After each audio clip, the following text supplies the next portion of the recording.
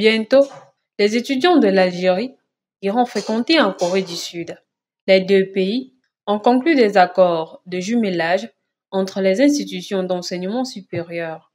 Ces accords visent à promouvoir un partenariat scientifique et technologique dans plusieurs domaines clés, notamment les mathématiques, l'intelligence artificielle, l'informatique quantitative et les technologies de pointe.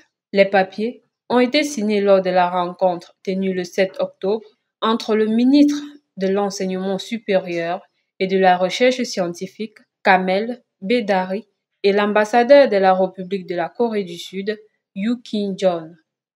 La signature de cet accord apportera aux jeunes étudiants algériens plus d'opportunités pour l'acquisition de connaissances nouvelles, mais aussi pour l'apprentissage de la culture coréenne et vice-versa.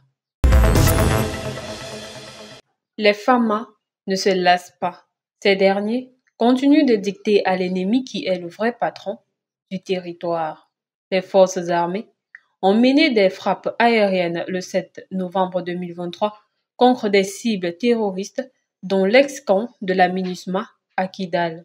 Ces frappes ont permis d'atteindre plusieurs pick-up des terroristes qui s'y trouvent.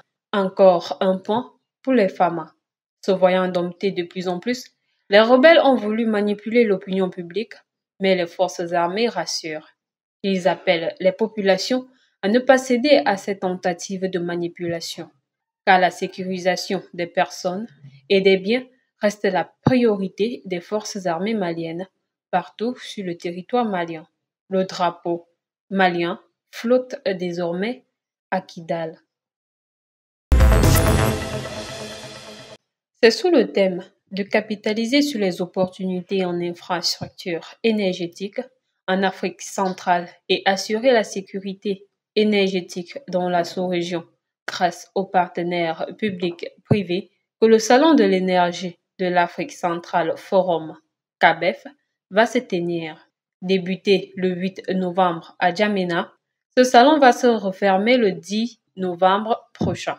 Le CABEF est une initiative visant à rassembler les acteurs clés du secteur de l'énergie en Afrique centrale, notamment les représentants du gouvernement, les investisseurs, les compagnies pétrolières et gazières, ainsi que les acteurs du secteur des énergies renouvelables.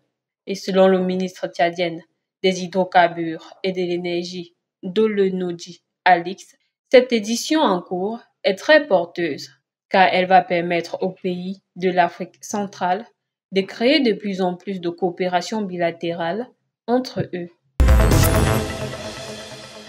Pas question d'accueillir des personnes qui soutiennent le massacre des innocents. C'est dans cette lancée que le Nigeria s'est investi.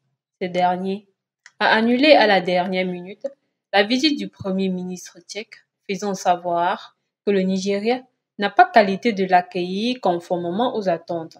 Un prétexte pour ne pas dire agressivement qu'il ne traite pas avec des personnes qui ont du sang sur les mains, car le complice du tueur est un tueur.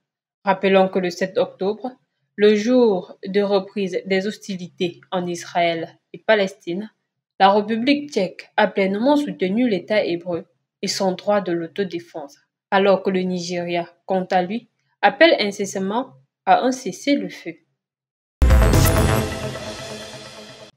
Déjà plus d'un mois que des civils périssent des frappes israéliennes à Gaza à ce jour. L'on dénombre déjà plus de 10 000 morts côté palestinien.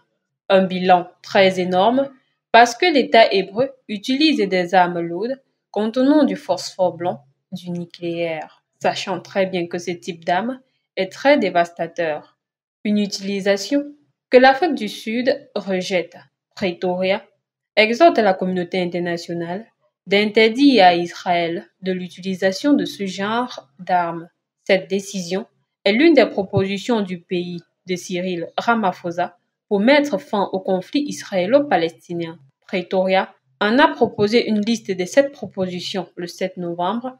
En dehors d'interdiction de l'utilisation d'armes nucléaires, l'on retrouve sur cette liste un appel à un cessez-le-feu immédiat, l'instauration d'un dialogue pour les négociations question de mettre fin au conflit et bien d'autres.